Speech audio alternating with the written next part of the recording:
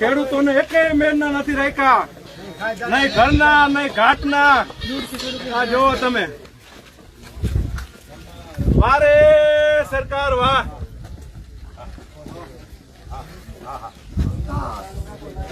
વિનાશ વિનાશ, વિકાસ નહીં વિનાશ,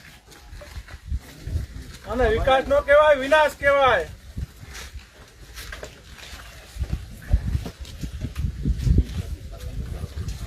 આ તો એમ કહેતા હતા કે તમારું બિલ પીએફ છે, તો આ પાણી ક્યાંથી આવ્યું? આ તો એ ભ્રષ્ટાચારી કલેક્ટરને અમે પ્રશાસનને કઈ થાકી ગયા હી કે ભ્રષ્ટાચારી કલેક્ટર 1500 કરોડના કૌભાંડમાં છે, આખું જગત જાણે છે।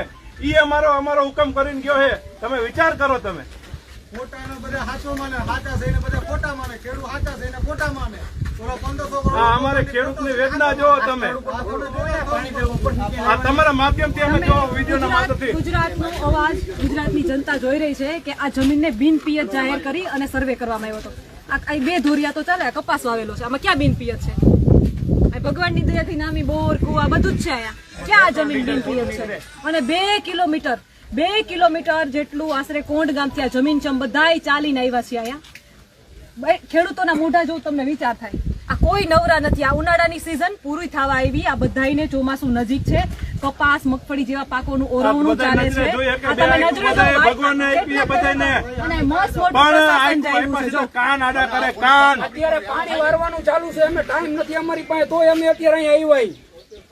હા, પોલીસ પ્રોટેક્શન સાથે રાખીને કંપની અમારી હારે ખુલ્લેઆમ અન્યાય કરે છે। અમારે અત્યારે એક ઘડીની નવરાશ નથી, છતાં અમારે અહીંયા આવવું પડે।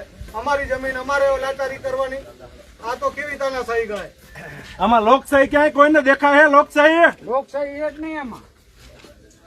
લોકશાહી ને તો ઘોડીને પી ગયા બધા આ તંત્ર ને બધું।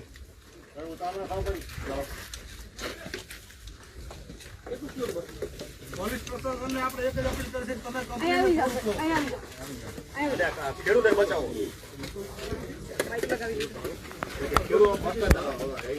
અને કાં ખેડૂતને આત્મહત્યા કરવાની છૂટ આપો, અમે બધા આત્મહત્યા કરી લઈ। નજીકથી લ્યો, બોલો ભાઈ, શું કહેતા હતા? હા, તમે જુઓ બેન, અમારું આખું ગામ છે, અહીંયા બધે પિયત વાળી જમીન છે, છતાં આજે આપણે જિલ્લા